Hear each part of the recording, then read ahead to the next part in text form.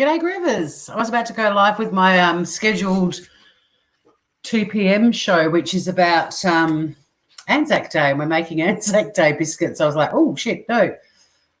Wrong live. Good morning, everyone. It is early on Saturday morning in Australia, 9:30 a.m. I've been up since 5:30 because we had the dawn service, which was very different to previous years, but lovely.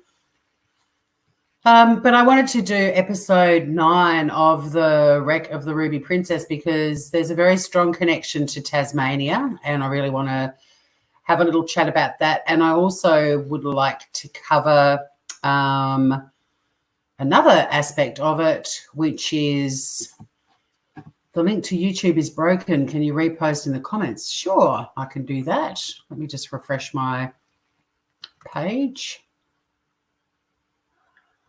G'day, Grievers, and well. Am I possibly going live on the wrong channel? No, I'm not. Right, just give me a moment. I'll get the link. And well. Just have to mute again. We're getting there. It's Saturday morning. I'm only on coffee number 2 as well, so forgive me. Back to Facebook I go. Here you go, Wayne. The link is now in chat on Facebook. So if you click on that, I'm going to just do a little test run. It should take you straight to the live over on YouTube World on my Smooth Criminal podcast channel. Yes, it worked. Woohoo! So nailed it. Now, this afternoon at 2 p.m., everyone needs to get organised. I'm going to have an Anzac Day biscuit bake-off. I think we should all just do some cooking this afternoon and make Anzac biscuits. I'm challenging myself to do 2 batches. I'm going to do a traditional Anzac biscuit recipe, and I'm also going to do a keto version, and then I'm going to do a taste test, and we can decide which one's better than the other. But yeah, if you're in the mood for some baking this afternoon, I'd love you to join me on my Right Now with Tori channel on YouTube. I'll also be live on Facebook. And yeah, anyone who feels like baking some Anzac cookies, let's get amongst it. It'll be fun to chat to people and see what your recipes are like and so on. I was going to do the CWA recipe, but I'm actually doing a recipe I picked up at my local store yesterday. So bought some golden syrup especially. So the Wreck of the Ruby Princess, let's get back to what we're talking about this morning. So this is episode 9, and it's about the connection to Tasmania. I'm going to read an article from the ABC, and then another article that I'd like us to have a little chat about is one that I've found. I'm just trying to find it.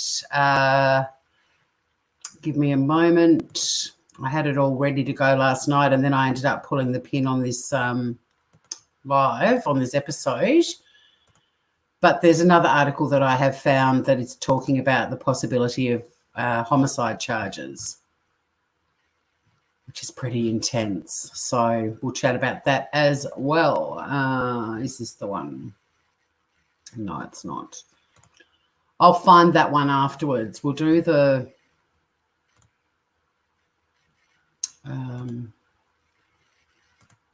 first story, which is the Tasmanian connection. Now, welcome to any Tasmanians watching. I've got a couple of articles about that. Here we go. I found the homicide charges. It was tucked right up the end where I put all my things I want to run through. I started from the wrong end. I've got so many windows open. Did anyone else get up and do the dawn service? Did you turn your porch lights on? Or I know a friend of mine up in Strawn in the west coast of Tassie, they had a bonfire planned, but I think it rained. Hi, Raven. Good morning. How you doing? But it was lovely. We had a neighbour nearby where I am who had a speaker and played the service, and I got a bit teary when the national anthem was played, I've got to say. Just standing there sort of thinking, wow, this is 21 deaths from COVID overnight in Minnesota. That's terrible, Raven. Oh, that's shocking. The stories coming out of the States are just heartbreaking, absolutely heartbreaking.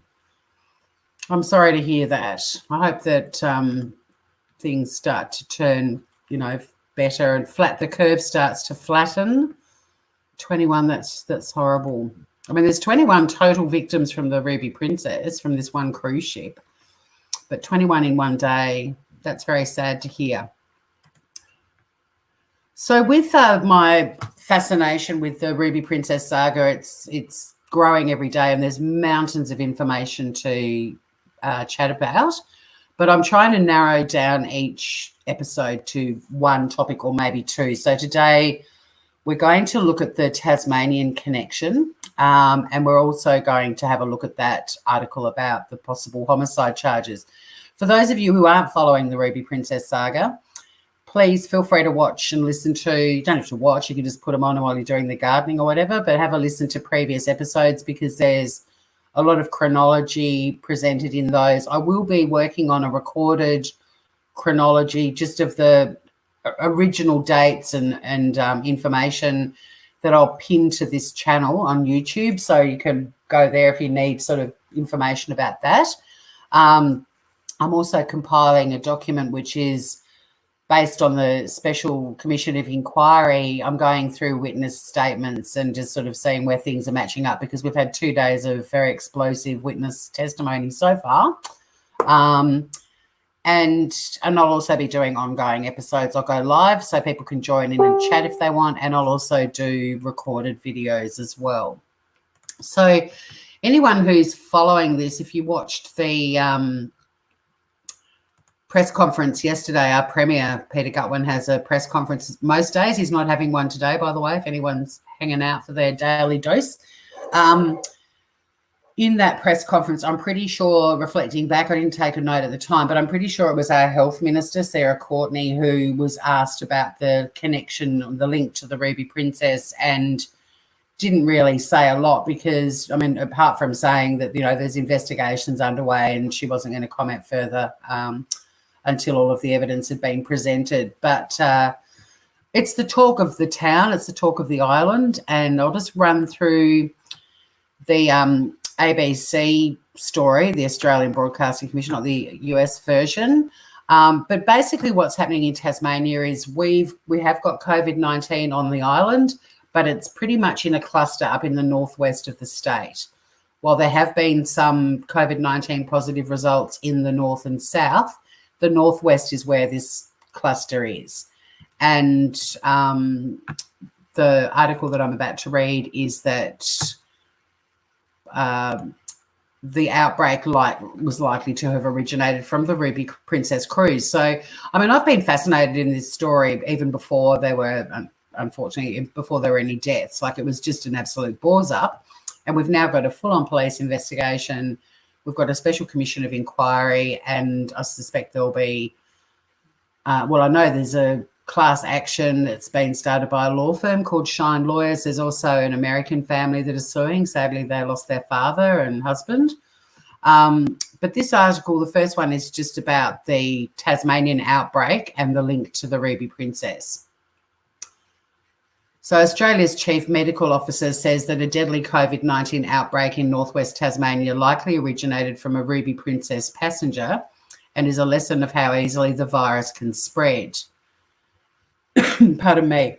The region has been told to brace for an extension of tough restrictions as authorities try to contain the outbreak, which accounts for more than half of the island's 205 cases. Now, 205 was the number yesterday in the press conference. Whether there have been more overnight or not, I don't know. I can just have a quick look and see if there's any updates today. But I did listen to the news headlines this morning and didn't hear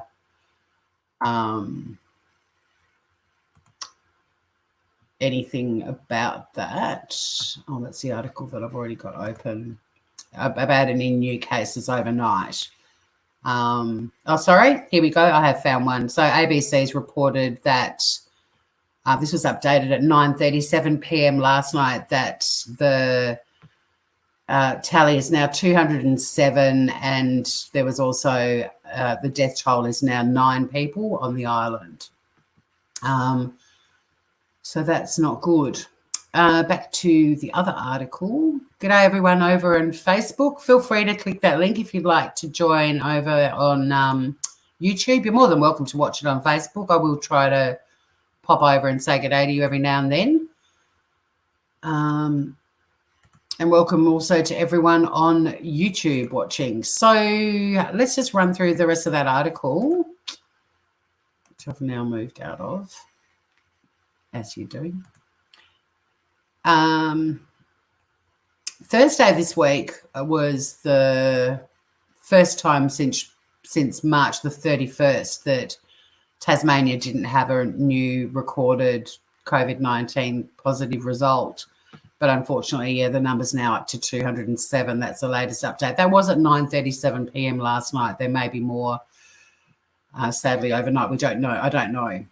So Professor Brendan Murphy earlier told a Senate committee into the nation's pandemic response, Northwest Tasmania is a very good example of how infectious the virus is.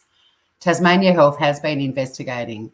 I haven't seen the final report, but it seems likely healthcare workers picked up the virus, probably from a Ruby Princess passenger who was being cared for, he said. The first 3 of the state's 8 virus deaths were passengers aboard the ill-fated cruise ship, which originally docked in Sydney back on March the 19th. That was me just adding it, by the way. I do read the article, but I do throw in any additional detail if it helps anyone that's new to the podcast, to this series. So 2 of the 3 people that had been on the Ruby Princess who have sadly passed away, 2 of them were patients at the Northwest Regional Hospital in Burnie, which has since been closed alongside its private counterpart, forcing 1,200 staff into quarantine. State Public Health Director Mark Veitch has previously said the Ruby Princess link is being probed as part of an ongoing investigation. It might have been, I don't think Mark Veitch was in the press conference yesterday, and if he was, I'm sorry, I can't recall. But in any event, the response in the Premier of Tasmania's press conference yesterday was that they were basically waiting to see the outcome of the investigation. The outbreak in northwestern Tasmania has infected more than 70 healthcare workers, prompted tough retail restrictions in the northwest, and they are due to be lifted tomorrow night, Sunday, the 26th of April. I do want to ready the northwest for the circumstance that this may not occur for another week, Premier Peter Gutwein said, adding a decision will be announced on Friday. Friday? Okay, this article's 2 days old. But when they spoke yesterday, they did say that the restrictions are not being lifted, I think, until May the 15th at this stage. Mr. Gutwein implored parents to start planning for the event that Northwest schools do not reopen for term 2.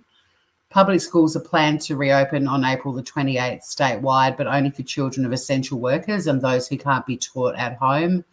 The measures taken in the Northwest are the toughest in the country, Mr. Gutwein said.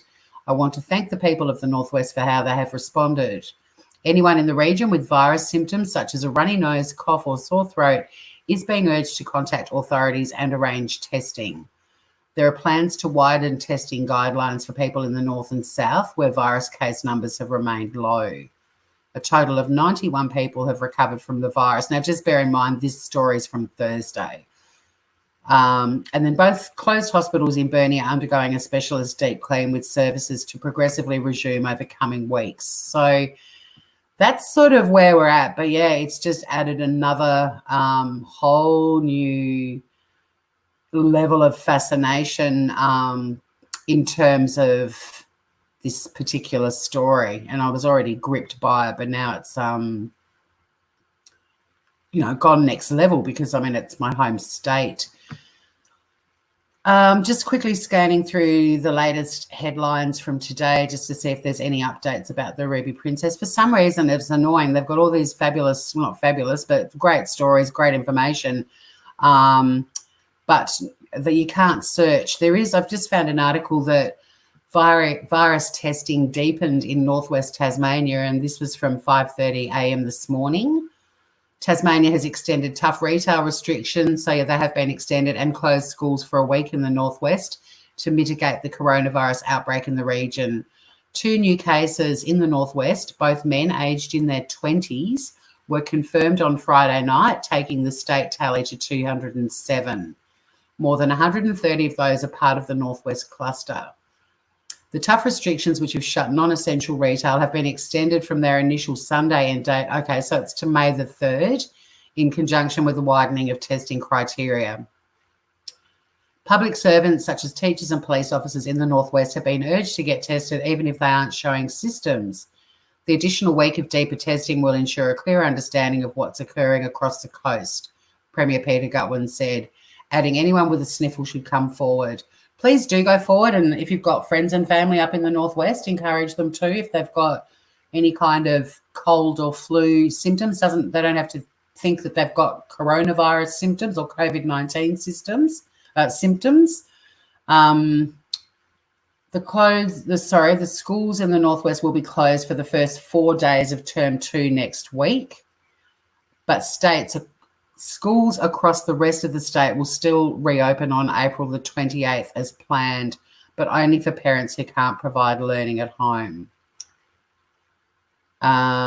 In terms of what's happening in the northwest with the hospitals, about 1,200 healthcare staff and from both Burnie's Northwest Regional Hospital and neighbouring Northwest Private Hospital, which were closed earlier this month after scores of staff tested positive, are due to come out of a 2-week quarantine on Sunday. They must all return negative tests before being allowed to work again. The buildings are being deep cleaned progressively, and I know in the press conference yesterday, Sarah Courtney, our Minister for Health, was saying that emergency maternity, I'm not going to say cases, patients, that part of one of the hospitals is apparently reopened and good to go. On Friday, our 9th victim was a 79-year-old woman. And also, in addition to the Special Commission of Inquiry and the police investigation that's happening in New South Wales, there's also an investigation happening in Tasmania by the state government to basically work out the source of the outbreak, which has been linked to the Ruby Princess. So that's that article. Everyone good over on Facebook world? Yep, all looks good there. Hi, Lovable Rogue. I did have some sleep. I think I had about 5 hours sleep, 5.5. I think I'll be having a little afternoon nap after I make my Anzac Day biscuits later on today. Don't forget, everyone, right now with Tori on YouTube, we will be doing an Anzac Day biscuit bake-off. I'd love anyone who loves baking or who wants to have a crack at baking or who loves Anzac biscuits to get all your ingredients ready and we can all have a bit of a bake-off, or we can just have a chat while I bake. It's up to you guys. But I'm going to do 2 batches. I'm going to do traditional Anzacs and I'm going to do keto Anzacs, which look weird. So the next article, this is from ABC News that says the explosion of coronavirus cases in Tasmania's northwest should serve as a warning, experts say. This was posted about 2 hours ago and the author is Ellen Coulter. And I'll run through this and then have a bit of a check with what's going on in chat and then finish up with this other article about possible homicide charges. It's getting gripping, guys. You couldn't write this. It sucks that it's a real-life story and people have lost their lives and other people have got incredibly sick. But, yeah, it just every day is just another chapter I wasn't anticipating. So with Tassie, just one thing you should know, because of this outbreak up in the northwest, about 5,000 people were forced to go into 14 days quarantine, and they are due to be allowed to leave. Well, quarantine's supposed to end for them on Sunday, but none of them are allowed to go back to work until they've tested negative. But they're basically healthcare workers and their friends and family that they came in contact with over that sort of incubation period where they may have been contagious. So that's what's happening in the northwest of the state where I live, little island. But I'll just read this article. Lyndon Hunter never imagined his community in the northwest of Tasmania would become a coronavirus pandemic hotspot. I think Tasmanians would probably expect it to be one of the last places, to be honest, he said. We're an island state. It's small. We're separate from the rest of the country. I have to agree with Lyndon Hunter, who works at, his wife works at one of the hospitals, but we'll get into that in a minute. I mean, I'm surprised by what's happened in Tassie generally compared to the mainland. It started off fairly low with a couple of cases in the south of the state, and then suddenly there was this cluster. It was almost like overnight, bang, and it's just been getting bigger and bigger every day. Mr. Hunter's about one of 5,000 Northwest Tasmanians forced into quarantine a fortnight ago after an outbreak in the region caused a major lockdown. His wife works at the Northwest Regional Hospital and the Northwest Private Hospital in Burnie, which was shut down because of the outbreak, with all staff and their families forced into isolation. Now, just with that, with his wife working at both hospitals, that's not uncommon in that area. There's been mention of that many times, that staff do shifts in different hospitals. So that's obviously contributed towards the spread. I mean, it's no fault of the staff who work in more than one hospital, but that's not unusual for that area to have people that are nurses and doctors that work in both of the hospitals. He went on to say it starts to hit home pretty quick. That just because we're an island doesn't mean we're not going to be affected. When things started closing up, it was like, well, hang on, this is getting pretty serious and pretty real. And now, knowing a couple of people that have had the virus, which made them quite unwell, it's definitely something that's hit home to a lot of Tasmanians. God, there's a photo of Lyndon Hunter, who's in quarantine, and he's a dead ringer for, which AFL footy player is it? Is it Nick Riewoldt, one of the Riewoldt brothers? I want to show you this photo if anyone's around. The cruise ship.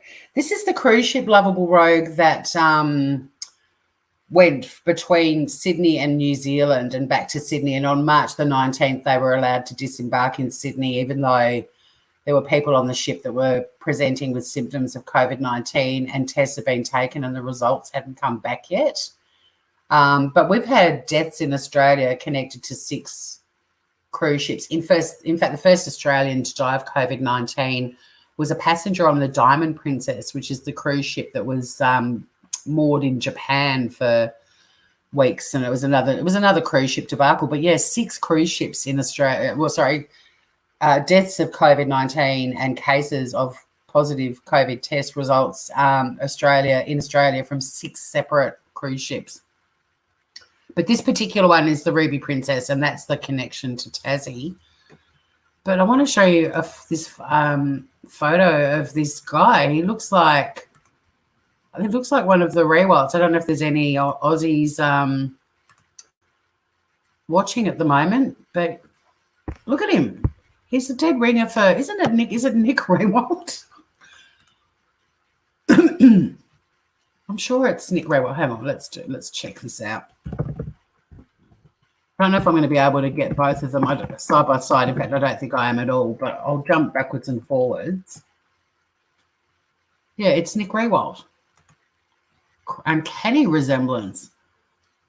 Let me get a photo up of Nick where he's sort of looking a bit like Lyndon in the garden. Can't see any Aussies that are chatting. I'll see if anyone in Facebook land's watching who thinks.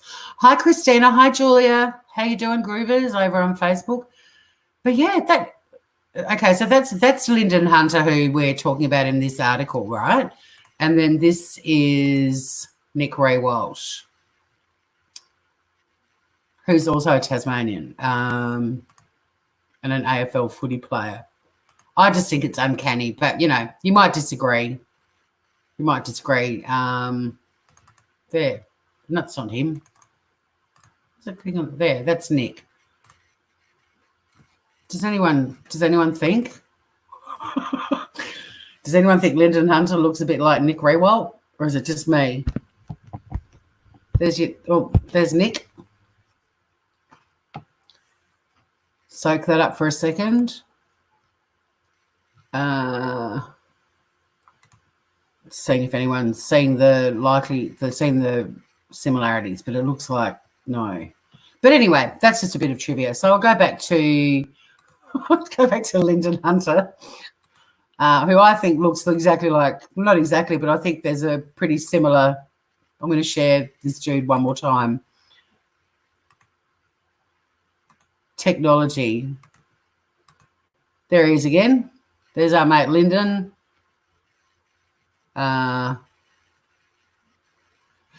Princess Cruise has a large number of liners. They do, and the Ruby Princess is obviously one of them, just like the Diamond Princess as well. But then their parent company's Carnival. So there's all of the Carnival line as well. Anyway, that's my observation that Lyndon Hunter looks like Nick Rewalt. Anyway, moving right along. I do try to keep things a little bit kooky. So our Premier's been referring to Tasmania because it's a little island and they closed all the borders before any other state in Australia. He's been using the term Fortress Tasmania to sort of instill confidence, Fortress Tasmania, but it turns out, unfortunately, that we're not so secure at all. Listen, just a month ago, we appeared to be doing everything right, claiming the toughest border measures in the country. Premier Peter Gutwein declared mandatory quarantine for all travellers into the state. So that was happening, like 14 days mandatory quarantine. And in recent times, the only people coming into the state have been people were still returning home from overseas or interstate, and essential workers that have been coming down here to help us, like members of the Defence Force and nursing staff and so on. Fortress Tasmania was the idea, and visitors were told, don't come. The island state was on board with restrictions taken up nationally. Gyms closed, restaurants and bars became takeaway only, and gatherings got smaller and smaller. But on the day the two-person gathering rule was adopted, Tasmania's nightmare quietly began. A Ruby Princess cruise ship passenger, a woman in her 80s, died from coronavirus at the Northwest Regional Hospital in Burnie. At the time, Tasmania had only recorded 69 cases of coronavirus. The number has now blown out to more than 200, and just confirming again that figure from overnight, there's now 207 confirmed cases and 9 deaths. But almost every case in the state since the blowout to more than 200 has pretty much been recorded in the Northwest. And the vast majority have been staff and patients from the 2 hospitals in Burnie. While it's believed the outbreak began with the Ruby Princess cruise ship passenger, investigations into the primary source of infection and how it spread so quickly are ongoing. There's a little graph that I'll show you. I don't mind a little pie chart and a little graph. I think they have a bit of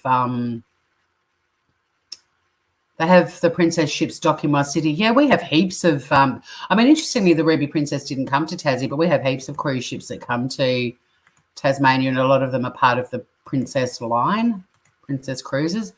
So this is a graph that just shows how rapidly things went crazy. Cray and Tassie. I'll see if I can expand that a little bit more. Seems a bit of room without losing us. But if you have a look back on the 2nd of March, no cases at all. Then you get to the 15th of March and you're starting to get, just after the 15th of March, that orange line is Tasmania, all of Tasmania. The blue line is Australia. And then the red line is the northwest of Tassie. So I'm assuming that, pardon me, the orange one that's Tas is basically anywhere in Tassie other than the northwest. They're obviously not, the orange one doesn't include the northwest figures. Otherwise, it would be sitting up with the northwest. But it's just to give you an idea of how Tasmania's been tracking, and yeah, we're basically above the national average, and especially in the northwest, like incredibly high. And just want to send all my love up to everyone in the northwest. I've got beautiful friends that live up there, and they're doing so well, and I've got a lot of other friends who have friends and family up there. But yeah, lots of love to all of you guys. Hang in there. We're one island, and we're thinking of you all.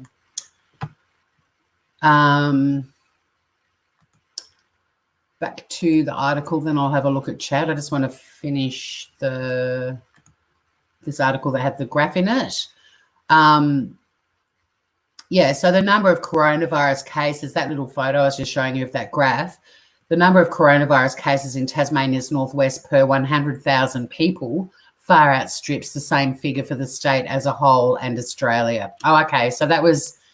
Right, got it. That's why the red line and the orange line, so I was wrong.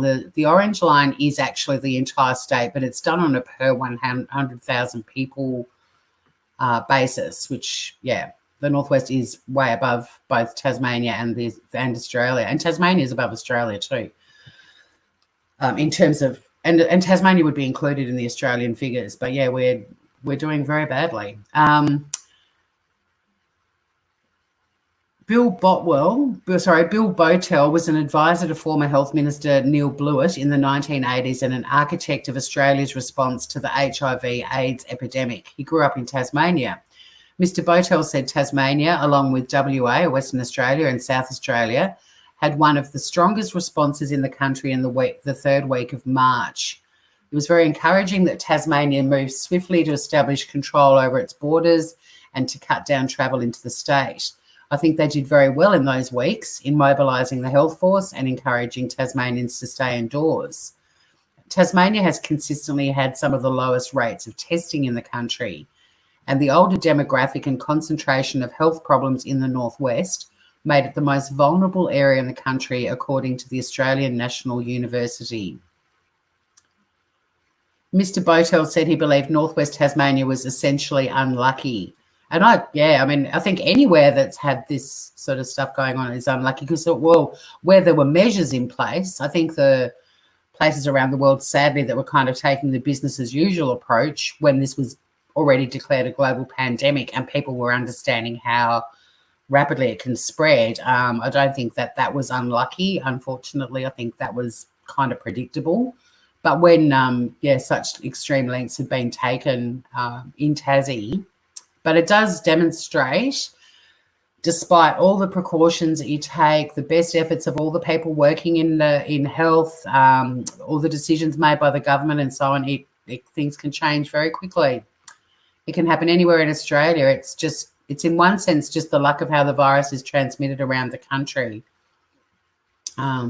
This article keeps going. It's quite full on. I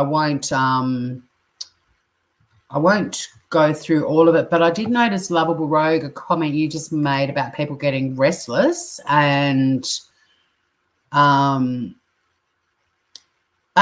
does survive warm weather too. On that comment, Lovable Rogue, that's what's creepy about it, because originally in Australia we were all like, well, we're not even in winter yet, and viruses generally love cold weather. But no, it's proven. Spain's a classic example that doesn't have a problem with warmer weather either at all. It doesn't die out because the weather's warmer. So, sup, bitches? Hi, Richard. How you doing? Haven't seen you for a while, mate. I hope you're well. But Lovable Road, Greenland did have cases. They did have cases, and it does thrive in cold conditions, but they've managed to, everyone's recovered. I think there were 11, where's my chart? It's up here. I can show it to you. I'll just refresh it.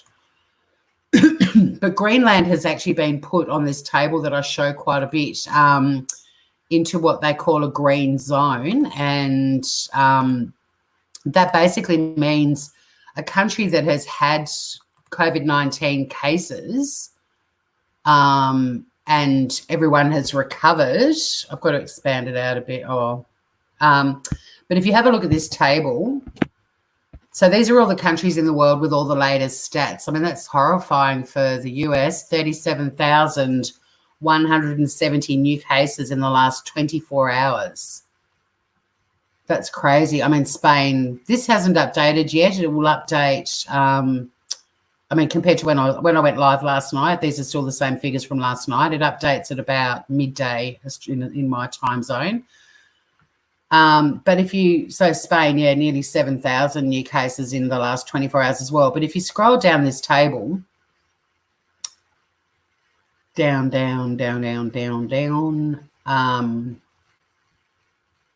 and if you here, it says St. Lucia had 15 cases, 15 recovered. Greenland, 11 cases, 11 recovered.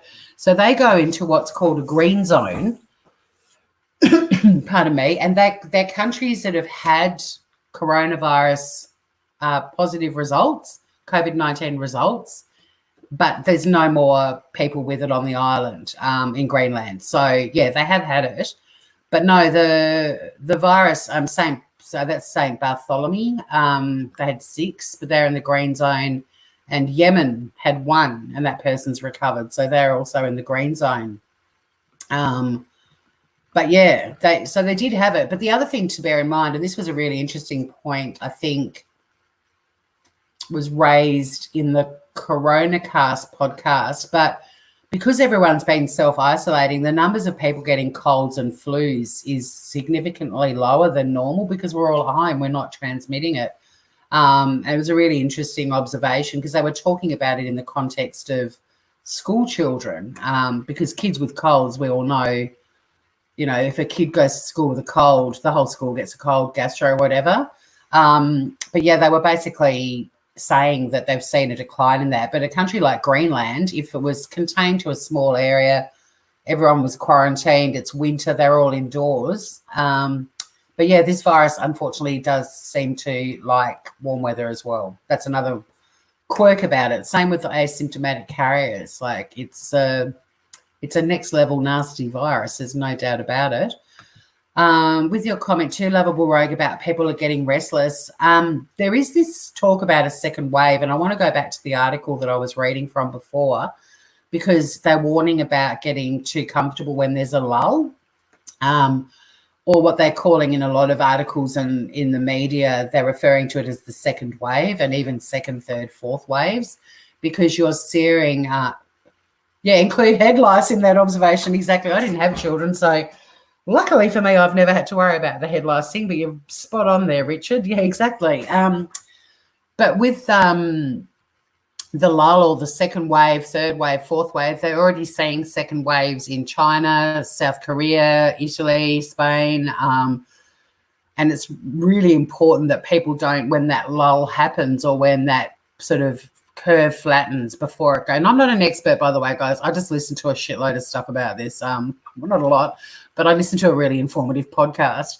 But when that curve flattens, most viruses have this second wave. And what's happening in some countries is they have actually had a bit of a spike, or they've gone up and then they've plateaued, and now they're in that plateau. They're like, well, there's no new cases and we're just cruising along, so let's start dropping the restrictions. The biggest problem with doing that is, while some would argue it's really good to let people back out into the community so that antibodies start being developed, and then that'll travel around the community and we all sort of start to become immune while we wait for a vaccine. But on the other hand, and this was mentioned in the CoronaCast podcast, which is an Australian podcast, they do a daily episode except for on Saturdays, and maybe even Sunday. Might just be, I'm pretty sure I've heard weekend episodes, but there's no new episode today. I've already played it, and it was the same one as yesterday. But the problem is when you've had everyone self-isolating, doing the right thing, the spread's slowing down, there's no new cases and so on, you start to drop restrictions and let people start to go back out into the wild. It is way harder if a second round occurs to get all of those people to go back to self-isolating again, because they've already experienced it. They suddenly have this sense of freedom. They're out and about. They're going back to work. They're reconnecting with people. They're still social distancing, but it's going back to business as usual, or they just don't feel cooped up anymore. And it's way harder to get people to then go back if this second wave goes through. And you only have to look at the Spanish flu, and I'm sure every other pandemic on the planet probably, to see what happened when they relaxed all the restrictions. Everyone went back out and about, and the second wave came through, and it was way more deadly than the first wave. Hi, Wayne. Good to see you over here. I'm just going to jump up to check the other. Richard, I worked face-to-face services for Centrelink. My wife worked in early childhood. We had children in primary school and high school. We were the perfect. You would have caught everything going around, for sure, for sure. Interesting comment, Wayne. Look, the true figures, I don't know. I mean, I have an opinion that we haven't been given the true figures. Like, I don't know if any of you remember or read only a week or two ago that the Wuhan figures went up by over 4,000 cases one night. Like, suddenly they were like, oh, sorry, this data, we forgot to upload all of this or inform anyone of this. but it was about 4,000, but I still think it's way off. Let's go back to that chart. I don't think, hang on, I'll put it up on the screen again. But yeah, I don't think we're being told even close. China up the top. So, I mean, China's fallen way, way, way down. But, yeah, they're saying 4,632 deaths, 82,000 cases, 6 new cases, total recovered 77,257. I still think that's way down. I mean, if it's accurate, then they're full on lockdown, which is what they did in Wuhan, but not before people from Wuhan flew all over the world. But I'm not blaming China for absolutely everything. I mean, it started in China, yes, but a lot of countries just kind of carried on business as usual, even when there was already a lot of graphic data coming in from places like Italy and France about how virulent this thing is and how horrible it is and how easy it is for it to spread. I think along the way, a lot of people have made some really bad decisions as well. But yeah, China, I mean, if you have a look at the States, they're pushing 1 million cases. They're getting close. They've had 52,000 deaths, 37,170 new cases in the last 24 hours. This chart will update. It's from the Johns Hopkins University. It will refresh and update at about midday today. But you look at, new cases worldwide, 103,678, and 37,170 of those are in the US. I mean, look at the figures for Spain, for Italy, France, Germany, the UK, Turkey. Iran's been copping a battering as well, but I don't think China or Russia's figures are right. I mean, there's 5,849 new cases overnight from Russia. I feel like Russia was the same as China and they weren't reporting all the cases because that's a massive amount. And that's sort of reminding me a little bit of what happened with Wuhan a week or two ago, where suddenly 4,000 new cases were added to the toll. But, I mean, obviously, this gets raised all the time. Without every single person who has COVID-19 being tested for COVID-19, the figures are already lower than would be realistic. But we can only work with the data that we've got, right? So there's nothing you can do about that. Like, it sucks. But I still think, that if 37,170 people were tested in the last 24 hours in the US and they're the new cases, it doesn't really bother me that it may not be representative of how many people have got it, because that figure alone is just devastating. 3,000 new cases in Italy. That country is just getting absolutely battered. 5,386 in the UK. Like, these figures are horrific, irrespective of whether they're accurate or not. But I do think China and Russia, the numbers just don't add up at all. But I don't, in terms of a guess of how many, I couldn't tell you. I honestly couldn't tell you. But I would think that China's figures would be probably not as high as the US, but probably higher than Spain. And this is just me hazarding guesses. And Russia, I would imagine, would be sitting up amongst the France, Italy, Spain figures. That, kind of double, 4 times more. But who knows? Who knows? It's still interesting though, isn't it?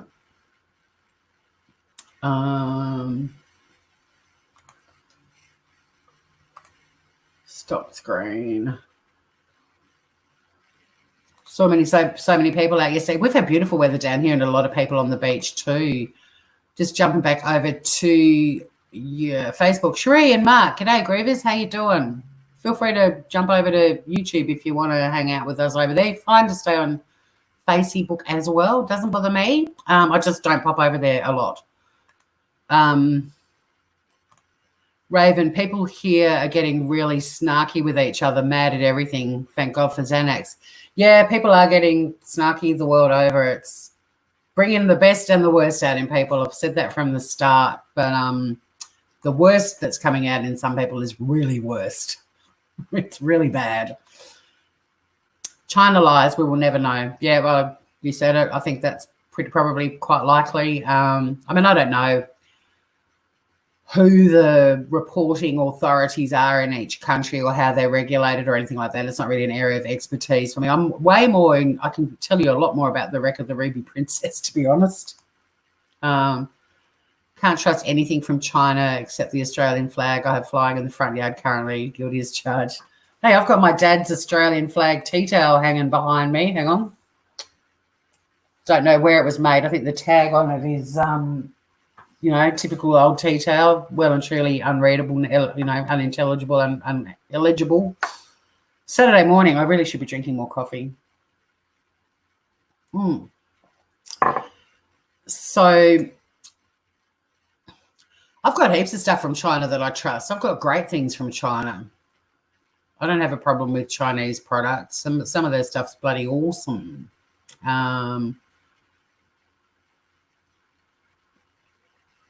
So pass them over. What's Raven got? Oh, the Xanax. Yeah. All right. So I'm going to finish this article because it was brought up by Lovable Rogue a while ago in chat, and I just think it's really interesting because it's on topic. But we were just talking before about what they're calling the second wave, which is expected to happen in every country, but also potentially even third or fourth waves, according to Dr. Norman Swan on CoronaCast, that to not rule that possibility out.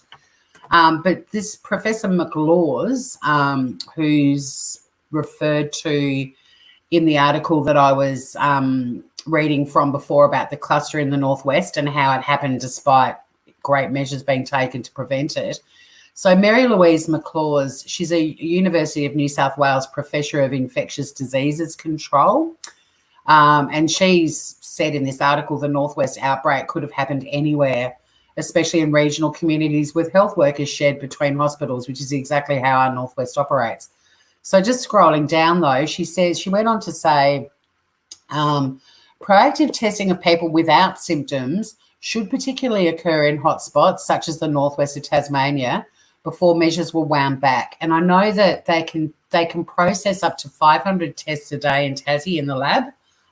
So they essentially can take 500 tests a day. There's a lot of people in the Premier's press conference screaming about do more tests. The fact is people have to present to be tested. Like there's only so much the government and the health authorities can say. They keep telling people if you've got even a runny nose, any symptoms of even just a cold, flu, you don't have to think you've got COVID-19, be tested. But they can't force people to rock up. I think they said yesterday in the press conference they had, I think the figure was over 300 that had presented to be tested, but in previous days it had been around the 100 mark. So people have to go and be tested. But Mary Louise McLaws, she's actually extending that and saying even people without symptoms should be tested, and that may well happen. I'm so sorry, I keep coughing. I've got coffee with cream in it, and the coffee just the cream just sits in the back of my throat, and I miss milk. Don't get me wrong, it's delicious. It's just a little bit more likely to sort of line the back of your throat, if you know what I mean. Professor McLaws went on to say, we've gone through all this hard work of being physically distanced, closing down businesses, doing it very tough financially for a lot of people. You don't want to have all of that hard work gone for nothing, because all of a sudden we get these increases in cases that have been hiding in the community at home, quite rightly, and then they go out to a super spreading event such as restaurants or parties. Both Mr. Botel, who we were talking about earlier on, he was the Tasmanian guy that was heavily involved with the AIDS, HIV epidemic. Is that the word they used? I get confused with pandemics and epidemics.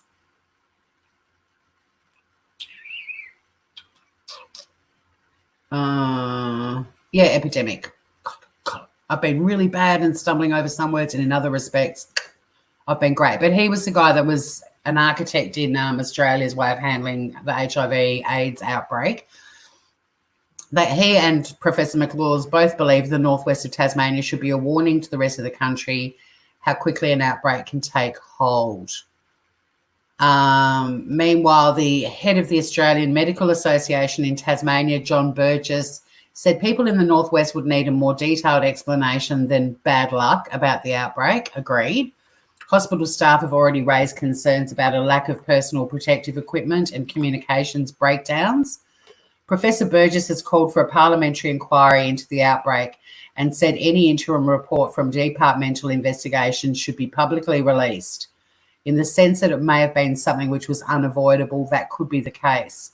But mostly one would seek to understand based on facts and evidence as to what occurred. And I agree, which is why I'm loving following the wreck of the Ruby Princess, although I might have some little hinky meters spinning on some aspects, some parties involved. For the most part, I am happy to wait as the evidence comes out. But let's wrap this little thing up. I like to do about an hour of this. So we'll just finish this episode. I'll just jump back over to chat quickly because I just want to run through this article about the homicide cases with the Ruby Princess. Lovable Rogue. I saw a clip weeks ago of Chinese deliberately spitting in this. Yeah, but I've seen videos of every race imaginable doing shitty things. I've seen white people more than anyone else being absolute knobs. The brawl over toilet paper in a Woolworths in Sydney, Australia, went viral, of these women ripping toilet paper out of each other's trolleys. There were the kids that were challenging each other to film themselves coughing and spitting on members of the public and posting it up. It was like a YouTube or a Facebook challenge. There was another challenge where they were going into shops and licking all the packaging and food on the shelves.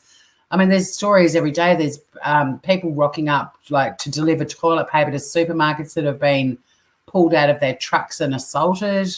That's what I mean. Like I said from the start, this is going to bring the best out and the worst out in people, and the worst is appalling. But yeah, it's not unique to Chinese people. And in fact, if we really want to go deep on that subject, and maybe we'll do that another day, I'd be more than happy to chat about it. But there have been a lot of stories published in the last week, in particular in Australia, of Chinese Australian homes that have been vandalised. They've woken up to all sorts of horrific shit spray painted on their garages, their fences, their houses. Way back in January, a friend of mine who's Japanese like origin, she's an Australian, and her parents are both Japanese origin too, but she's second-gen Australian. She was walking through Hobart and got abused verbally, and this was back in January. So, yeah, unfortunately, I've seen shitty behaviour all around. I've seen stories of people that are going to work or leaving work that have worked in a hospital going into a shop in their scrubs and being screamed at and abused for taking the virus into shops and all sorts of stuff. So, and the reason they're wearing scrubs, they're not wearing the scrubs they were working in. When they finish their shift at the hospital, they change out of one set of scrubs, they put another set on to go home, and then when they get home, that set of scrubs goes straight into the wash. But yeah, I've seen crappy behaviour from not every race, not every race, but from people all over the world. It's not unique to China at all, unfortunately. I enjoyed that example of the older lady taking toilet paper from someone who had a trolley full. She won. She went in for the slapping. Yeah, there's been some good ones too, Richard. There've been some good ones. Still don't understand the loo roll. I would have got plenty of. Yeah, the loo roll thing. That's Australia's contribution to the whole saga. We will always be remembered for that bloody nightmare, embarrassing tale of woe. Okay, to wrap up, we've got a few more minutes, so I'm going to just jump over there. I've got 6 minutes. Oh, yeah, no, I know you're not right, Lovable Rogue. Sorry, I didn't mean to, if that was how you felt I was saying, but no, it was shocking, and I agree, and I've seen some, I think I might have even seen the same thing with the lift. Funny enough, a friend of mine who works in Hobart, we don't have a lot of tall buildings, not many lifts, but a friend of mine who does work in a building that has a lift, she said they've had the crosses marked in the lift from a long time, and you can only have 2 people per lift. And I've seen similar like videos to the spitting one with, the same thing with 2 crosses and just 20 people just all piling into the lift together. I'd be jumping straight out of there. I wouldn't be stuck in the lift with anyone.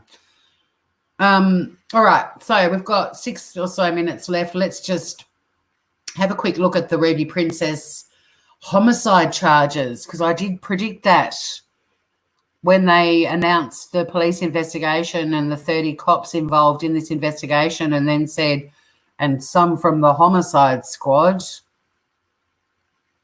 Dun, dun, dun, dun. I told you this was a tale of murder most foul. But who is going to be charged with homicide? Because all the parties at the moment, they're all looking a bit shifty. But yeah, so let's read this article. This is an article from yesterday, 9 o'clock yesterday morning. The Ruby Princess coronavirus saga could lead to homicide charges. These cases offer insight into a key legal issue. All right, guys, so I know it's early. It's only 10:30 on a Saturday morning, but we all need to put on our legal thinking caps for this. But this is the bit that got me fascinated in the first place with the Ruby Princess, was when people started dying, it was like, I reckon someone's going to get charged with murder. I'm not saying that's, manslaughter, I would imagine, would be a much easier one to prove. But anyway, let's check out. It sounds like there's a few other cases. So here we go. The New South Wales Homicide Squad's investigating the 21 deaths and hundreds of coronavirus infections connected to the ill-fated Ruby Princess cruise ship. They're working to determine if the ship's management, crew or operator were criminally negligent in allowing thousands of passengers to disembark in Sydney on March the 19th, despite others on board showing symptoms of COVID-19. But could they actually be held liable for deaths which occurred after passengers left the ship and even face murder or manslaughter charges? If that were to happen, a key legal issue would be causation. Yes. And we'll go through this recent High Court decision which involved a violent home invasion, and it provides some insight into how causation is determined. So here we go. Back in 2013, Alexander Cormelets was bashed in his apartment in Redfern, which is in New South Wales, suffering injuries to his brain, face, kidneys and chest. The 78-year-old was hospitalised for 4 months. Oh, this is sad, but he didn't fully recover. The once independent and active man was left unable to care for himself properly and moved to a high care facility.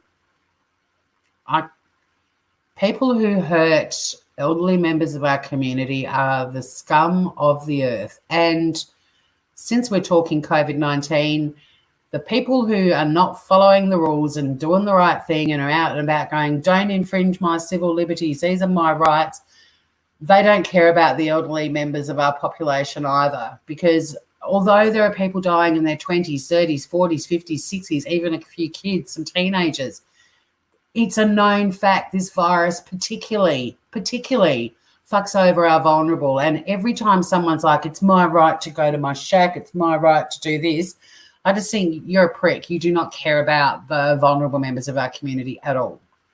Anyway, don't want to go on for too long. Back to the story. So this poor man, Alexander Cormelets, was very brutally bashed in his apartment. 8 months after the assault, Mr. Cormelets fell out of bed, fracturing part of his left femur, the main bone in his thigh. His family was told an operation would likely save his life, and without one, he'd probably die. Thinking about his quality of life, which wasn't good at that point, they decided not to go ahead with the surgery, and Mr. Cormelets died in hospital not long after the fall. William Rodney Swan, the man who had attacked him, was then charged with his murder. So now with cause and effect, remember this is a High Court decision. In the trial, the Crown argued that Swan's bashing of Mr. Cormelets caused his later death. While there can be more than one cause, if the cause that the defendant is responsible for, here the serious assault that occurred in Mr. Cormelets' home, continues to be an operating or substantial cause at the time of death, then it's open to the jury to find the defendant liable for that death.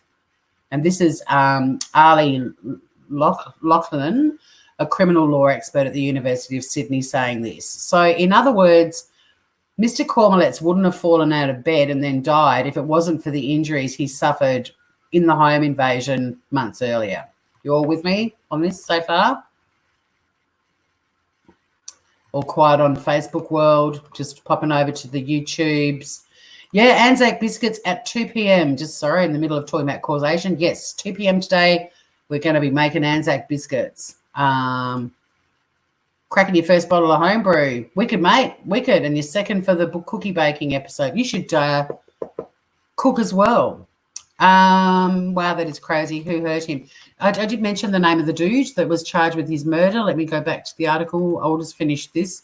This is so interesting. But William Rodney Swan was the man who attacked Alexander Cormelets and was charged with his murder. So moving on with this causation. So you're all kind of with me though? Like, it's only because he was assaulted that he ended up in the hospital in the bed that he fell out of that ultimately led to his death when his poor family opted, based on a quality of life decision, to not proceed with an operation.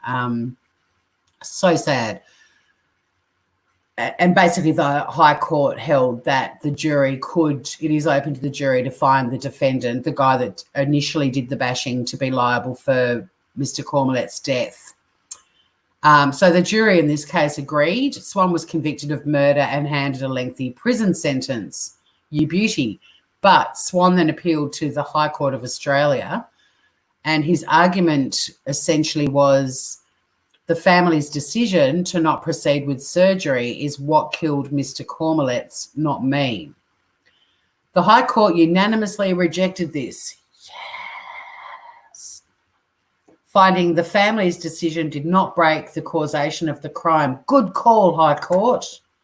They said it was open to the jury to conclude that even though surgery on Mr. Cormelets would reasonably be expected to save his life, his low quality of life at that point meant that the decision not to operate was an understandable one. So even though the man died 8 months after the assault in his home, the assault itself remained what is legally required for liability here, a substantial cause of the death. Now, there's also another causation decision. We're still with Professor Lochnan, called, it's Blaue, Blau. Let's go with Blau. In that case, a woman who was assaulted died after she refused to have a life-saving blood transfusion because she was a Jehovah's Witness. The defendant argued that the victim's actions in declining a blood transfusion constituted a break in the chain of causation, a stop, if you like, from his responsibility or his liability, Professor Lochnan says. But the court said it did not lie in the mouth of the defendant to say what was reasonable on the part of the victim, and he too was found guilty. There's also the Royale case involving a woman who fell off a balcony and died. It's unclear whether she was deliberately pushed or if she fell accidentally, but ultimately it didn't matter because it was clear that her violent partner had assaulted her and chased her onto the balcony. That meant he could be found responsible for whatever happened on the balcony, in the same way Swan was responsible for Mr. Cormelet's death, irrespective of any decision by the family. That's interesting, this case, Royale. I'm going to make a note of that because I followed another Australian case, a beautiful New Zealand girl wearing a right who was travelling around Australia and hooked up with a guy called Gable Tosti in Queensland on the Gold Coast and in Surfers Paradise, and she fell off his balcony, but he actually locked her out of the apartment out on the balcony, and he was acquitted, which, you know, to this day, when you hear the recordings and stuff, the evidence is insane. He recorded the whole thing, even when they were having sex, the works. But, yeah, he was acquitted. But this Royale case, very kind of similar chain of events. So those cases that we've just mentioned, the three cases, show you can still be found guilty of a homicide offence if there's a time lag between the actions of an accused and a death, and also if intervening medical treatment decisions come into play.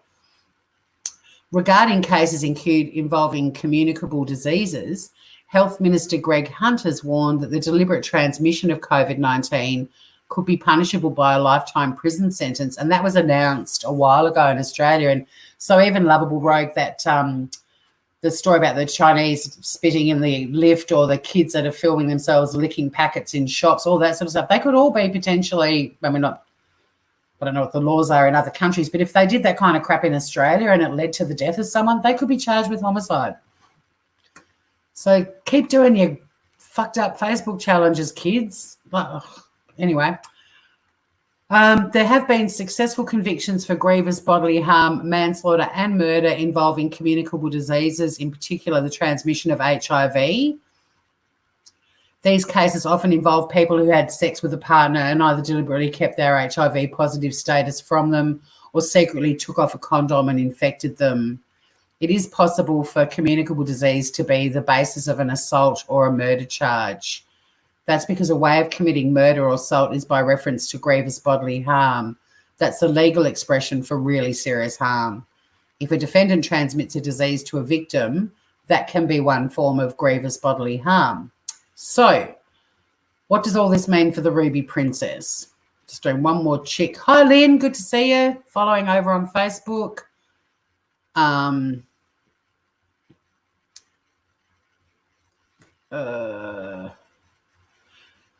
Wait a minute. It's not that simple, no intent, but this is the issue because it's actually causation that's a key issue here. So let's have a look at the Tory, prosecutor, not defence. Don't represent me. Hi, Lady Pegasus. Good to see you. My background in criminal law is as a defence lawyer. I don't know if I should be offended or horrified, and I'm not prosecuting anyone. I'm just loving this. I'm loving it, and I'm happy to wait for all the evidence to come out, but it's just gripping me. It's like I said, you couldn't write the shit. I'm very sad that 21 people have lost their lives because of this diabolical fuck up. And I'm also very sorry for all the people that have still got COVID-19 because of their connections. And I'm very sad for the northwest of Tasmania if it's found that the cluster is all connected to this cruise ship as well. But let's just wrap up now. What does all that stuff about causation, the cases that we looked at, the 3 different cases that looked at causation, the cases involving communicable diseases and how you can be charged with grievous bodily harm, manslaughter or even murder involving communicable diseases. So how does this all relate to the Ruby Princess? Well, strap yourself in, kiddies. In the case of the Ruby Princess, the question is going to be what senior employees, crew, or the corporation itself knew about the health of the passengers, what actions were taken, and what they did or didn't tell Australian authorities. So when all of that stuff's looked at, that's where causation could come into play. It's not about intent, it's about causation. And we've already had 2 days of the Special Commission of Inquiry, which we've looked at the witness testimony from the hotel manager and the doctor. Now, the senior doctor on the first day of the Special Commission of Inquiry said the fact that people have been tested for COVID-19, she'd taken the swabs, the results hadn't come back, and if she wouldn't have let them off the ship until the swab results came back. That was the initial information we got on day 1 of the inquiry, which was on Wednesday. On day 2, the hotel manager gave evidence, pretty much saying he knew less than she did about a lot of what was going on, but his stuff was pretty compelling, and you can go back and look at the episode about his testimony. But on day 2, it also came out a lot more information about what the doctor had actually said, in addition to the talking about the swabs, and she had not updated a passenger log, and her response to that was, I forgot. So, yeah, I can't wait to get the transcripts, and I'm also trying to work out a way that I can stream it because this stuff's been streamed. Like, we can watch it. And as soon as I work out how to do it, I'll be doing it, time permitting. But, even if we just do an hour of each day or something like that, if I can do that, I will. Yeah. So anyway, with the Ruby Princess, back to that. So it's all about causation. The information we have about the virus is developing quickly. So we'd have to think back to the moments of departure of the cruise liner. That's something I mentioned the other day. Like, there was a very different world when that cruise liner disembarked, but there was still knowledge then too. The docking back in Sydney, the decisions about releasing the passengers onto the shore, and we've got all of these different parties all going, look, it was a fuck up, but it was their fault. That's why I'm loving following this. Homicide detectives have already spent a month trying to determine what was known about potential coronavirus cases on board the ship before it was allowed to dock. A Princess Cruises representative has previously told the ABC that all disembarking passengers, regardless of where they came from, were told the current requirements at the time, which were to go directly home and undertake 14 days of isolation. But we already know that's not what happened, because there were 900 international passengers that had to travel to airports, walk through airports, numerous airports, some of them, be on planes, and then eventually get home and then go to self-quarantine, probably stopping to get groceries on the way. The Australian passengers that all flew back to their respective home states, even the witness, the passenger, Marie, who I love, I'm going to keep trying to find Marie and talk to her because she's awesome.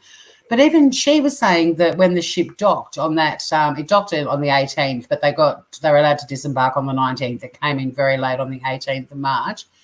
They were told before the boat started to disembark that there were going to be a few delays, and she had a driver booked to pick her up at, say, 8:30 in the morning.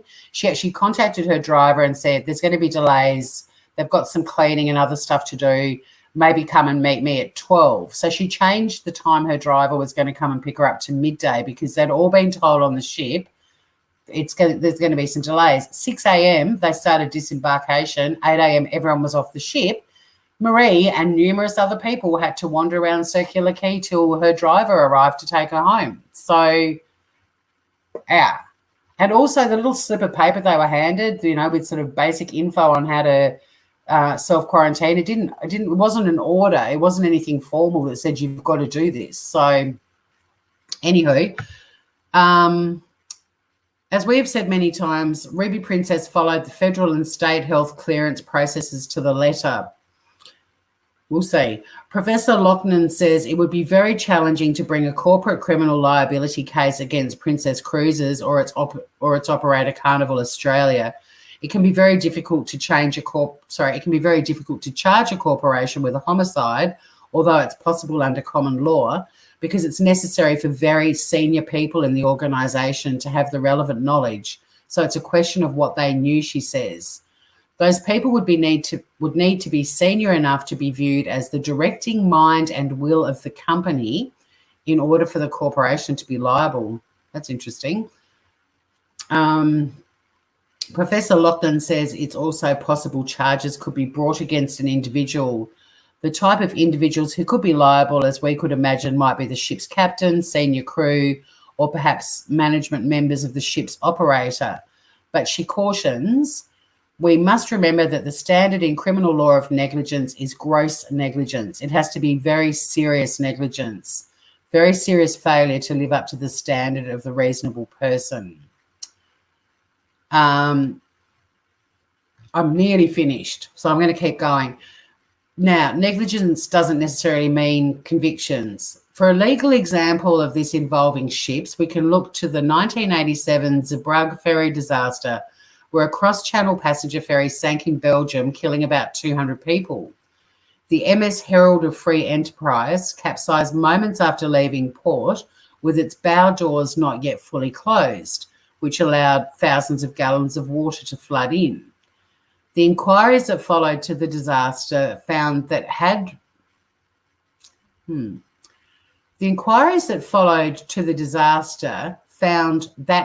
been a practice of ferries at the time, because it meant they could depart more quickly. So we're talking about the bow doors not being fully shut. But the subsequent inquiries found that was the cause of the disaster. And also it was a sign that the corporation, it's a really tiny font. Hang on, I'll expand it. I'm blind even with my glasses on. The subsequent inquiries found that was the cause of the disaster, leaving the doors open, and also that it was a sign the corporation and its management had been negligent. Charges were laid against the corporation, but prosecutions ultimately didn't proceed. The prosecution was suspended for lack of evidence against the most senior members of the corporation. As we're saying, it's necessary to find the most senior members of an organisation have the requisite mental state for the charge in order to convict to corporations. It's not enough that more junior employees had acted negligently. And while there was very serious criticism levied at the corporation and its management as a result of that disaster, it didn't result in criminal convictions. When asked about who made the decision to let passengers off in Sydney, New South Wales Premier Gladys Berejiklian said, "All of us have to take responsibility."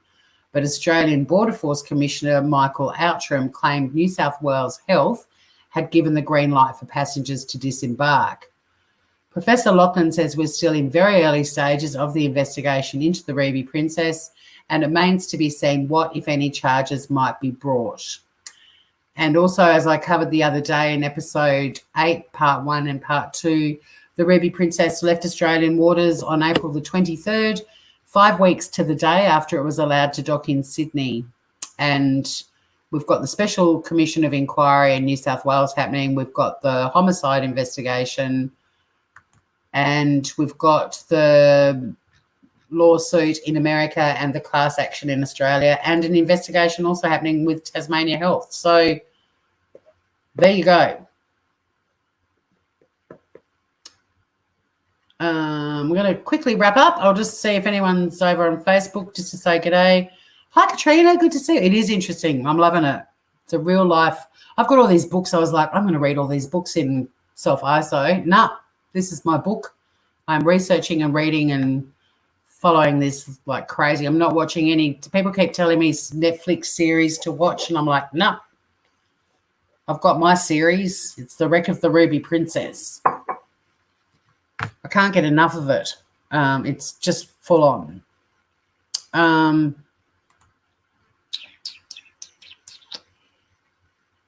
All right. I'm just going to finish off with the chattery in the YouTube world.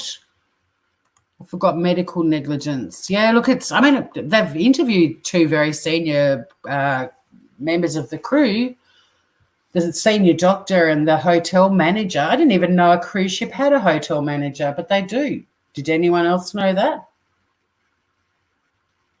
I guess it makes sense. It's a floating hotel, right? But they didn't have a hotel manager on the Love Boat. I mean, they probably did, but they didn't actually have a character that we all got to know on the Love Boat who was the hotel manager. We had a cruise director, the captain, Isaac in the bar, and the doctor. And who was Gopher? What did Gopher do? Anyway, was it Gopher? Okay, Richard, I hear you, Tori, but still, people are stupid. I've travelled a lot. They're stupid everywhere. The law has to account of the idiots at the same time. It's like using drug addiction as a defence, perhaps. I agree, people are stupid, no doubt there. And, yeah, but if you're on a ship and you're being told we're not going to let everyone off just yet because we've got some cleaning to do, meanwhile, some swabs for COVID-19 have been sent off to be tested and they haven't come back yet, and then someone's made the call to let everyone off. People are sheeple, you know. They're all like, woohoo, we're getting off this thing, and off they all got. And, yeah, the way it spread, for sure, the people that wouldn't have gone straight into quarantine, I mean, they should have technically, which is what would have happened now, a month later when we know more about this, they should have put them all into quarantine for 2 weeks in Sydney at Circular Quay. They shouldn't have let anyone go anywhere. That's what should have happened, because that's what's been happening with people that have been flying home into Australia, you know, and still are. So I'm not under a flight path. When I first moved down here, it was great. The planes would go straight over. But I saw my first Qantas plane yesterday coming in. So there's still people that have to get back to places. They probably just had 2 weeks quarantining on the mainland, and now they've got another 2 weeks now that they're home. But you know what I mean? Like, I agree, Richard. I think people are stupid. But if you're on a cruise ship and the cruise ship says get off the boat, you are going to get off the boat. Reminds me of one of my favourite jokes as a kid. What did Captain Cook say before the men got on the boat? Get on the boat, men. All right. The worst place is to be on a plane, recycled air. Yeah, I know. And there are witnesses in the States and Canada that have said they feel terrible that they got off the Ruby Princess, went to a hotel, or some of them went straight to the airport, but some of them stayed the night in a hotel, then went to the airport, then flew on a plane, several planes to get home. They feel incredibly guilty that they may have been carrying it. I was watching earlier the 1989 US Navy fighter pilot training in the Mediterranean shot down their own plane who was playing enemy. They aren't idiots, but shit happens. Yeah. We're only talking about that last night about North Korea firing a missile that did a bit of a and then went straight back to North Korea. Yeah. Princess cruise ships are relevantly new makes me wonder. Well, I mean, the fact is this is a virus that bounces from human to human, so it wouldn't matter if the ship was 300 years old or 3 weeks old. Like, at the end of the day, it's human to human. It hitchhikes on human beings. So, yeah. Richard, black on black. Black on black. I want my baby back. Level Rogue, you lost me. Black on black. Lost me too. Oh, when you shoot down your own. Oh, wow. I've learned something too. Did anyone get sick on the Love Boat, or were they all in love? Well, I remember there were episodes of the Love Boat that had Murder Most Foul. I'm sure someone got pushed off the boat once, at least. And there were a lot of breakups. And there were a lot of exes that didn't know the other ex was going to be on the cruise that were really pissed off at the start, and by the end they were in love again. And, yeah, people did get sick. Doc always seemed to have smoking hot female passengers that had terrible conditions requiring their treatment, and they'd be sitting on his he was the sleaze of the ship, really, the doctor. I thought worse than the captain because he was sleazy too, and he had Harry High Pants. But yeah, the doctor always seemed to have smoking hot women in bikinis on his little, bed, hospital bed thing, his bench, whatever it's called. It's not his workbench. What's it called when you go and see the doctor? Get up on the bed is a bed. But anyway, it's not really a bed. But they'd always be sitting there going, oh, I've got an ingrown fingernail or whatever. It was a great show. I'm under a flight path. It's so quiet. Yeah, I mean, the planes now, I don't hear planes, but I saw a Qantas one yesterday. I was like, wow, there's a rare sight in the sky. Not funny, Tory. Wow. Did I say something not funny? Quite likely. Wayne, we now have a Jetstar flight every day, 7 days a week, then Qantas jets coming in a freight. Okay, cool. I have seen a Jetstar flight like in the last few days, but that was the first Qantas plane I'd seen for a long time. And I don't see the Jetstar flights every day. I was on the beach the other afternoon and one went past, maybe it's 4 o'clock-ish, I can't recall. But it's nothing like before. I used to love all the flights going over, wave on the beach, and we should have a love boat night for sure. We should. I mean, I can play the my joke's not funny. That's pretty common, Lovable Rogue. Don't worry about that. I won't take offence. I don't know what joke it was. I might disagree with you. Not everyone gets my dry humour. I don't know. Richard, I worked on the ships for a while and didn't get along with people. I was worried I would be going for a swim later night, going out for a cigarette. I quit before they got the chance. What a good motive to quit smoking, so you're not having a quiet cigarette on the boat and someone pushed you overboard. That's probably the best reason I've heard anyone ever say why they gave up smoking. To say, I mean, you were literally trying to save your life, nothing to do with all the toxic fumes you were putting in your lungs. It was about people not throwing you off the back of a cruise ship. Gold. All right, we've done that. I'm not ending with, oh, you're kidding. Bless you, Lovable Rogue. I could play the bug boat to end this episode. We probably need a laugh. This has gone longer. I try to keep these to an hour at most, and we've nearly gone half an hour. So when I've played the bug boat before on Zoom, it hasn't worked, but I'm pretty sure it works on YouTube. So we'll play the bug boat and sign off. And don't forget, Groovers, 2 p.m. today, Eastern Standard Australia time. We're having the Anzac Biscuit Bake-Off. I'm going to be making these.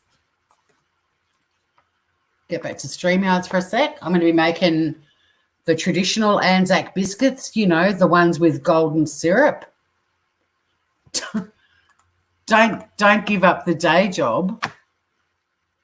You do know I get paid to do comedy, Lovable Rogue. Ouch. All right, so I'm going to be making these traditional Anzac biscuits. Look at them. Yummy, yummy. And then I'm going to be doing keto-friendly ones, which don't have oats in them. Got to drag up keto Anzac biscuits. They don't look as good. I better just check I've got all the keto ingredients. Otherwise, I'm just going to make the traditional ones. Americans watching, we're talking cookies here, by the way. Sweet biscuits, not scones that you call biscuits. What you call cookies, we call biscuits. What you call biscuits, we call scones, all right? Confusing, I know. Keto, let me check. Almond meal, got it. Desiccated coconut, flaked almonds or other nuts, yep. Butter. I have got an artificial sweetener. Well, no, it's not an artificial, it's a natural one. And it came in my keto-friendly box the other day. It's salted caramel-flavoured sweetener. I'm going to put that in the keto ones. Bit of a salted caramel thing going through the Anzac. That's kooky. Yeah, I've got the ingredients. I'm going to make 2 batches of cookies. How long do these ones cook for? Oh, God, this is quite the process. That's all right, though. Bake for 15 to 17 minutes. So they're probably about a 2-hour live. So brace yourselves, groovers. We've got a lot of cooking to do. I might try and make both batches and cook them at the same time, possibly. I don't know. We'll see. We'll see. Hopefully you'll be back in time to watch the Bake Off. Your son and I donating blood. Oh, good on you. I hope you get a nice muffin. Keto Anzac biscuits sound terrible and you've been keto. I'm going to withhold judgment. I'm a defense lawyer. You sound like a prosecutor, Richard. You've written them off before it's been proven that they are, in fact, delicious. I actually normally make Yosha Moshalengi's my favourite chef, and I normally make his biscuits. He, when he was in Australia, a long time ago, not the last time he was here, but he stumbled across Anzacs, and he's kind of done his version of them, and they're the best Anzac biscuits ever. They're so good. I mean, they're not technically Anzac biscuits. He's zhuzhed them up a bit, but the zhuzhing has paid off. And good on you for donating blood, Lady Pegasus. So I'll just de-highlight that. Let's end with the bug boat. Coming to a port near you. And thank you to everyone who's been listening over on Facebook. Hi, Jane. Good to see you. Cruise ships are whole incredible microcosms. They have such a high staff passenger ratio. They do. And Jane also loves a good biscuit. Well, join me at 2 p.m. today, live on Facebook and YouTube, baking 2 different types of Anzac biscuits. And if anyone else wants to bake along with me, I can put 6 people up on panel, but only people that are baking biscuits can come up with me on panel. I'm not having all these randos just rocking up to hang out. If you're not baking, you're not on the panel, but could be heaps of fun. I really need to get off here and make brunch and get organised for the 2 p.m. thing. So let's end with the bug boat. Thanks for joining me, everyone on Facebook. Thanks to everyone in YouTube. Always great to see you. Richard, especially, haven't seen you for a while. Good to have you back in here. Wayne, thank you so much for transitioning from Facebook land into YouTube. I'm impressed. And I did mean to acknowledge too the Qantas freight before 6 a.m. But we're getting extra flights because Ozpost, right, well, it would have been one yesterday afternoon that I saw the Qantas one. And, yeah, Australia Post are behind. I finally got my Easter eggs that I ordered. They arrived yesterday, and, oh, my God, they're delicious. I'll be nibbling on those while I'm baking. Okay, the bug boat. Love you guys. Once this ends, I'm just going to shut the whole thing down. Here we go, groovers. It's good to have a bit of a laugh, I think. It'd help if I actually opened the video first. All right. Coming to a port near you, it is the bug boat. An example of how marketing and Squarespace together gave me this dream life. This video The Grand Princess cruise ship has been denied docking in California at the order of the governor. Officials are awaiting test results for 21 passengers and crew members aboard that ship. Corona. Exciting and come aboard.